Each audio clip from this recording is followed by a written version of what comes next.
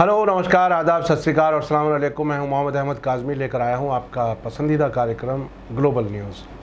अफ़गानिस्तान में तालिबान की हुकूमत कायम हुए एक हफ़्ता हो गया है। अभी तक किसी मुल्क ने उनकी हुकूमत को तस्लीम नहीं किया है।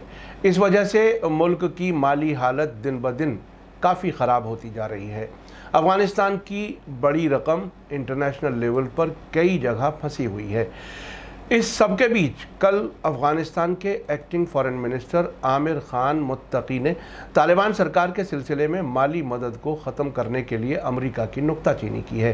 तालिबान के ज़रिए पिछले हफ्ते नई एक्टिंग सरकार के ऐलान के बाद से मीडिया के सामने पहली प्रेस कॉन्फ्रेंस में मुत्तकी ने कल कहा कि तालिबान अमेरिका समेत किसी भी मुल्क को अफ़गानिस्तान पर पाबंदी लगाने की इजाज़त नहीं देगा। उन्होंने कहा कि हमने उनके आखिरी आदमी को निकालने तक अमेरिका की मदद की है, लेकिन बदकिस्मती से अमेरिका ने हमें शुक्रिया देने के बजाय हमारी प्रॉपर्टी और दौलत को फ्रीज़ कर दिया है।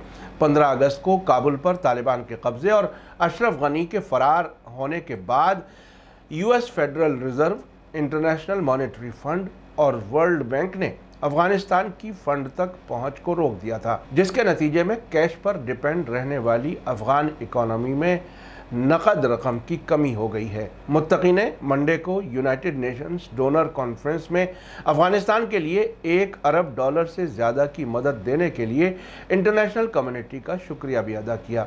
आपको बता दूं कि अभी तक दुनिया के किसी भी मुल्क ने काबुल में तालिबान सरकार को बाकायदा तौर पर तस्लीम नहीं किया है, जिसकी वजह से अफ़गान इकोनॉमी के लिए और मुश्किल खड़ी हो गई है। पिछले 20 वर्षों में अफ़गानिस्तान गैर मुल्की मदद पर सबसे ज़्यादा डिपेंड है। वर्ल्ड बैंक के मुताबिक गैर मुल्की मदद अफ़गानिस्तान के सकल घरेलू उत्पाद यानी GDP का तकरीबन 40% हिस्सा है। तालिबान सरकार में acting foreign minister Amir Khan Muttaqi ने कहा कि सरकार अमेरिका समेत किसी भी मुल्क के साथ काम करने को तैयार है, लेकिन साथ ही कहा कि वे किसी भी मुल्क के कहने पर नहीं चलेंगे। पिछले हफ्ते फ्रांस के फॉरेन मिनिस्टर जीन-यवेस ले ड्रियन ने कहा था कि फ्रांस अफगानिस्तान में तालिबान की लीडरशिप वाली सरकार के साथ किसी भी तरह के ताल्लुक बनाने और बाकायदा तौर पर तस्लीम करने से इनकार करता है। यूनाइटेड नेशंस के सेक्रेटरी जनरल एंटोनियो गुटेरेस ने डोनर कॉन्फ्रेंस में बोलते हुए कहा था कि तालिबान से ताल्लुक बनाए बिना अफगानिस्तान को इंसानी मदद देना नामुमकिन हो जाएगा। उन्होंने कहा था कि मेरा मानना है कि इंटरनेशनल कम्युनिटी से जुड़े सभी पहलुओं के लिए मौजूदा वक्त में तालिबान के साथ जुड़ना बहुत अहम है। उन्होंने डोनर मुल्कों के मिनिस्टर्स से कहा था कि उनका मानना है कि 1996 से 2001 तक तालिबान की हुकूमत में पहले दौर की खासियत वाली जालिम हुकूमत की वापसी के डर के बीच ह्यूमन राइट्स में सुधार हासिल करने के लिए तालिबान के साथ मदद का इस्तेमाल किया जा सकता है। इसी बीच कतर के फॉरेन मिनिस्टर ने मंडे को कहा है कि उनका मुल्क अफगानिस्तान के नए तालिबान हुक्मरानों से औरतों के हुकूक की इज्जत करने की अपील की है और उनकी सरकार के लिए तालिबान हुकूमत को तस्लीम करने पर गौर करना अब भी जल्दबाजी होगा। कतर के फॉरेन मिनिस्टर शेख मोहम्मद बिन अब्दुल रहमान अल सानी दोहा में फ्रांस के फॉरेन मिनिस्टर जीन-यवेस ले ड्रियन के साथ एक प्रेस कॉन्फ्रेंस में बोल रहे थे। ले ड्रियन ने कहा कि दर्जनों फ्रांसीसी शहरी अब भी अफगानिस्तान में हैं और पेरिस उन्हें निकालने के लिए कतर की मदद ले रहा है। कतर के फॉरेन मिनिस्टर ने कहा कि हमने हमेशा तालिबान और उनकी सरकार से अपील की है।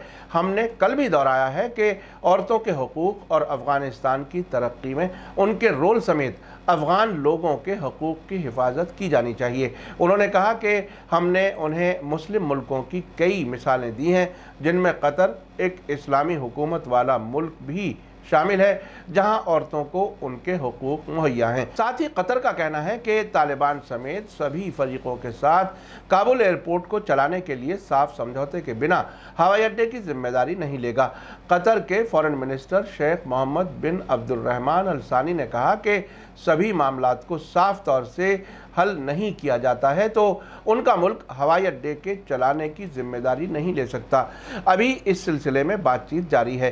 पिछले महीने अमेरिका की लीडरशिप वाले नेटो फौज की वापसी के बाद दोहा अफ़गानिस्तान में एक अहम बिचौलिया बन गया है। वो हज़ारों गैर मुल्कियों और अफ़गानों को निकालने में मदद कर रहा है, नए तालिबान हुक्मरानों से राब्ते में है और काबुल हवाई अड्डे के चलाने में मदद कर रहा है। इस बीच तालिबान के स्पोक्सपर्सन ज़बीहुल्लाह मुजाहिद ने अल जज़ीरा को बताया है कि तालिबान अब काबुल एयरपोर्ट की सिक्योरिटी और चलाने का काम कर रहा है। साथ ही उन्होंने इशारा दिया है कि काबुल एयरपोर्ट के मुस्तकबिल के बारे में कतर और तुर्की के साथ बातचीत जारी है। आखिर में आपको याद दिला दूं कि अगर आपने अभी तक media star world YouTube channel subscribe नहीं किया है तो सब्सक्राइब कर लें और घंटी दबाना ना भूलें। और अगर आप हमें फेसबुक पर देख रहे हैं तो हमारे पेज को लाइक करें ताकि हमारी हर नई वीडियो की खबर आपको सही वक्त पर मिल सके। इसी के साथ मुझे दीजिए इजाज़त। ग्लोबल न्यूज़ का ये एपिसोड आपको कैसा लगा कमेंट्स में ज़रूर लिखें। थैंक यू, धन्यवाद, शुक्रिया। जय भारत, जय हिंद।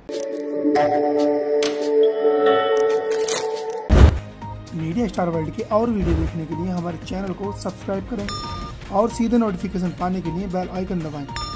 और अगर हमारी खबर सच्ची और अच्छी लगे तो अपने व्हाट्सएप, इंस्टाग्राम, फेसबुक और ट्विटर अकाउंट पर ज़रूर शेयर करें।